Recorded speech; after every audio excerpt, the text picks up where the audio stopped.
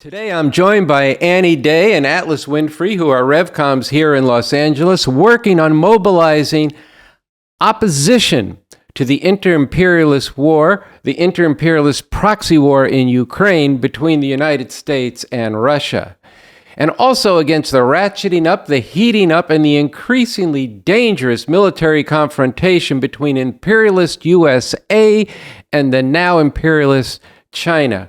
And we're going to get into why this situation calls for action now. And then we'll get into why the existential stakes of this inter-imperialist war requires and calls forth the necessity and the potential for getting organized now for an actual revolution to overthrow the system that is putting humanity at such risk. And so with that, I want to welcome Annie Day and Atlas Winfrey of the RevComs to Studio B of the RNL Revolution Nothing Less show. Very glad to be here. Thanks, Andy. All right. Well, we lost our electricity for the day, but we didn't lose our power, at least not the power of ideas and our call. And to set the stage, Annie and Atlas, for our discussion and the need to act now, I want to start with the interview that Sansara and I did from the RNL show of Bob Avakian this past fall, where I posed to him the question about what's behind and what's really at stake with this war in Ukraine. Well, I think the most essential thing is this is contention among different imperialist powers. The U.S. has been the dominant power in the world, and Russia went through the whole thing where the Soviet Union imploded. It hadn't been socialist for a long time, but it had been pretending to be socialist, and then eventually gave that up, and the Soviet Union went out of existence. And Russia became very weak. You know, they had that guy Yeltsin in there who could hardly stay sober for a day, you know, as a head of state, you know, and Russia became basically just, you know, a very subordinate to the U.S. and to the whole, you know, quote unquote Western alliance.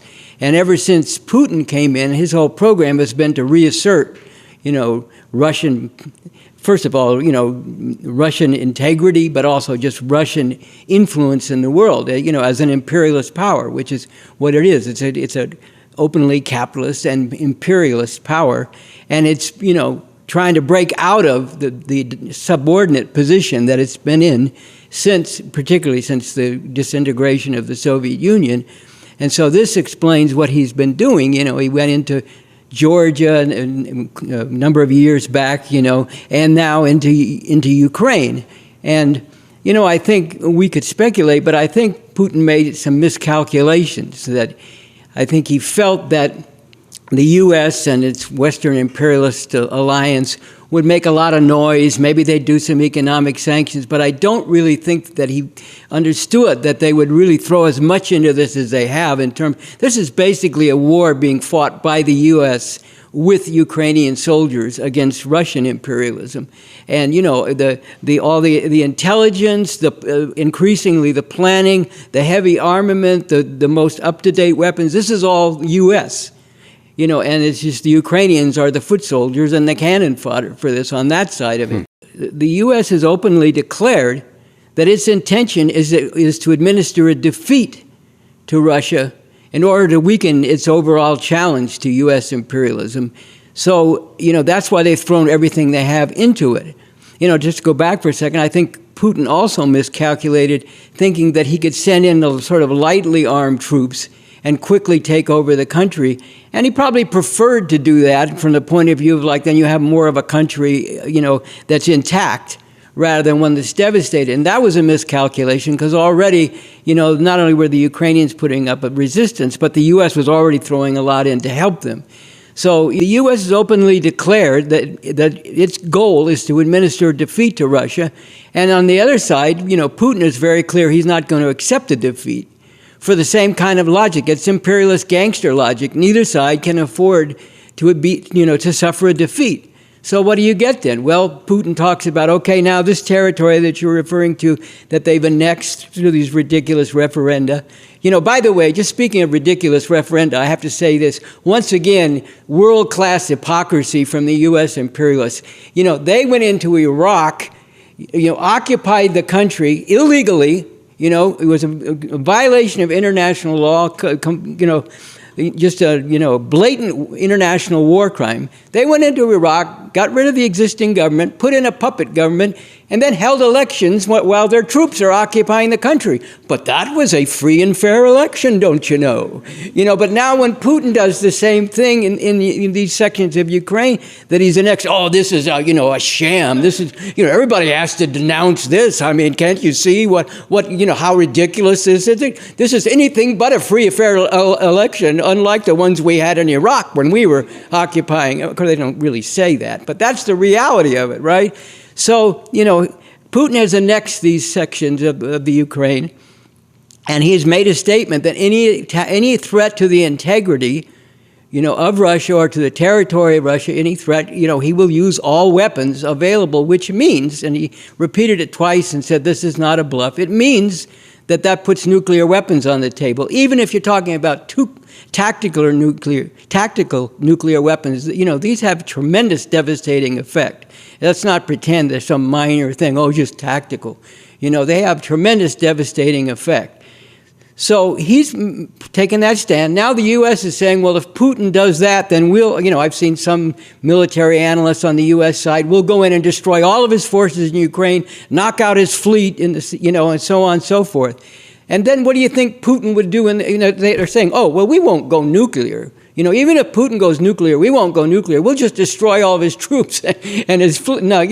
Devastate his fleet. So what is Putin going to do in a situation like that? This is what I point out in this article. You get on this very deadly trajectory of escalation where neither side can accept a defeat, and pretty soon you're at the threshold of strategic nuclear weapons that could do devastation to the entire world and, vast numbers, if not humanity as a whole. So that was Bob Avakian on the RNL show last fall. The situation has only intensified along the trajectory that he describes. So Annie and Atlas, what is the situation now? Has this continued? And then why and what are we doing about it? Well, the situation is getting to an alarming proportion, exactly the dynamic that he's describing there, about an increasing involvement of the United States and NATO in the proxy war in Ukraine. It started off with an invasion of Ukraine by Russia, but quickly after and ever since, there's been a ratcheting up within this war. The U.S. sending first Patriot missiles, then sending regular shipments of artillery, sending advanced missile systems, sending tanks, giving intelligence, giving in strategic direction, training the troops directly. And it just keeps going on this ratcheting up the involvement of the United States and NATO. And what this risks is a direct confrontation between the U.S. and NATO and Russia. And just to be specific, in the news is this downing of a U.S. drone. And there's accusations going back and forth. We don't know exactly what's happened here, but this is exactly an example. You've got a drone that's a part of the intelligence that the United States are putting drones out there as part of trying to provide the intelligence that the Ukrainians need to be able to fight the Russians. And here you have this downing of this drone. This is exactly the kind of thing that could lead to an all-out war. And that's why we think it's particularly important now for masses of people to get out on April 2nd to manifest for this first of the slogans, no U.S.-NATO war with Russia. Yeah, and I think that's going on at the same time as you have the intensifying threats against China, where you have the U.S. sending nuclear submarines to Australia. They're sending more troops inside of Indonesia, and there's a deadly dance going on between the U.S. and China in the South China Sea. And you have both extreme strategic necessity on the part of these imperialists facing off in a way that, whether by design or by accident, could lead to a direct confrontation. And at the same time as the millions of people in this country are sleepwalking. So part of what we are aiming to do on April 2nd is to actually sound the alarm about the danger. No U.S.-NATO war with Russia. Stop U.S. threats against China. No World War III. So how do people get involved in this? Well, a lot of ways.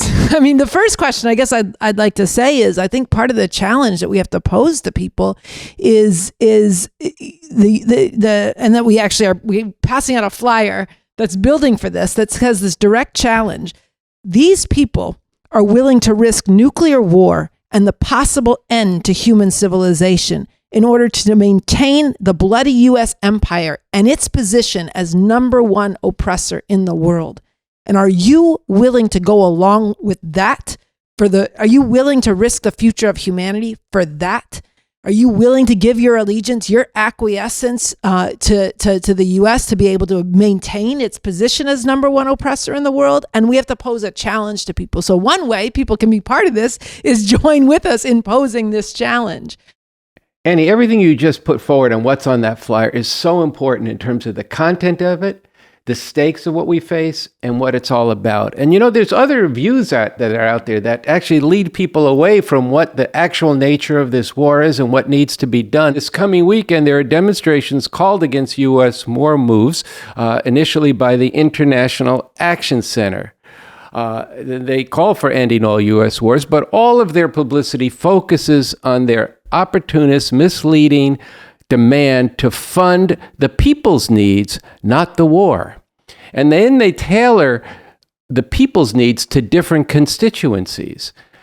But this has taken some absurd dimensions in their sister organizations, Answer and the Party for Liberation and Socialism, who put forward a slogan, "Fight inflation, stop the war." And this is, I was thinking, perhaps something that Trump and DeSantis might actually want to get behind as part of their isolationist Make America Great Again slogan or stand. So Annie and Atlas, what's the problem with building opposition to the war with fund the people's needs? I mean, one thing you have to say is hundreds of thousands of people have died. Millions are displaced, refugees, and millions and millions and millions of people could die. And you're worried about not having your needs met? I mean, the amount of narrow, parasitic American chauvinism is grotesque. Yeah, I really agree with that. I mean, it comes back to where is all this wealth that we're sitting on top of in this country that they're demanding be redistributed to American people come from? It comes from the blood and the sweat and the tears and the bones of people all over the world. And that is not what we need. We don't need a bigger share of the pie. We need a society without this. We need a revolution to get rid of what's actually at the root of what's driving these wars and driving all the other oppression that people hate. And I think this brings us to the last two slogans of what we're fighting to manifest people around on April 2nd. It is this system, not humanity, that needs to go extinct. We don't accept their future. It's time to get organized for real revolution. And that is such a fundamental contrast to this American chauvinism, which is being whipped up by the warmongers, but also by these people who are fighting to lead people against the war on the wrong basis. And I think it's even more criminal and harmful at the very moment where we actually could make a revolution, where that revolution is not just more urgent, but more possible. Well, I think you both made some important points on this. Look, this is a tired-ass, deadly trajectory that they're trying to mislead people on. Get more of the goodies, as Atlas was bringing out. Get more of the goodies that comes from the sweat and blood of the people around the world, and that's the way to get people in there to oppose the war. But what happens if there's an actual war? People are going to line up behind that system that you just brought out, but also B, they're going to line up behind their own ruling class, and this ruling class can be overthrown in this particular moment that we're in with such a sharp divide in society. And what's more, this revolution could bring about a world free of all this, including free of these kinds of wars. We've talked about this on previous episodes of the Revolution Nothing Less show about how we will deal with the border, how we will deal with wars, how we will deal with nuclear weapons when we, the masses of people, control society through a new socialist republic,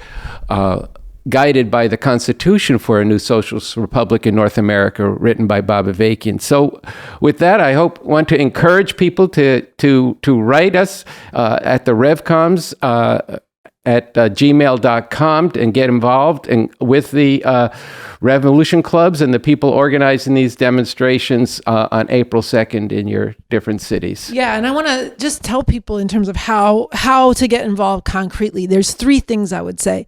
One, come with us this Saturday to these protests. We're going to go out to these answer demonstrations with this challenge, with our slogans, and calling on and challenging that American chauvinism and calling on people to act not in the interests of America, not thinking like Americans, but in the interests of humanity. That's number one. Number two, on April 2nd, we need to manifest with creative, defiant, militant, ideologically hard-hitting protests that actually plant a different pole in the world. How to do that? What are your ideas? Do you want to organize one of these in your cities? Write us. Join us and write us. And then three, watch this show, because people do not understand what is happening. This show needs to be watched, it needs to be spread, and it needs to be funded. All right. So thank you, Atlas, as part of the RNL Revolution Nothing Less crew, and Annie Day. Thank you so much. All this ridiculous stuff, people sticking their heads down, or, I stay in my own lane. You think if there's a nuclear war, it won't touch your lane? I mean, come on, let's get fucking serious around here. You think if U.S. and China go to war, your lane is going to be somehow, I'm just going along in my lane. I mean, people need to wake up and get serious. This is a contest between oppressors, the world's leading oppressors, with the U.S. number one. Yes, USA number one oppressor and plunderer in the entire world for decades. And, it's up to us to oppose our own ruling class. Yes, we also oppose Russian imperialism. Yes, we also oppose Chinese imperialism. But we're not living in Russia, and we're not living in China. And if we were living in Russia and China, our primary focus would be on opposing our ruling class where we were.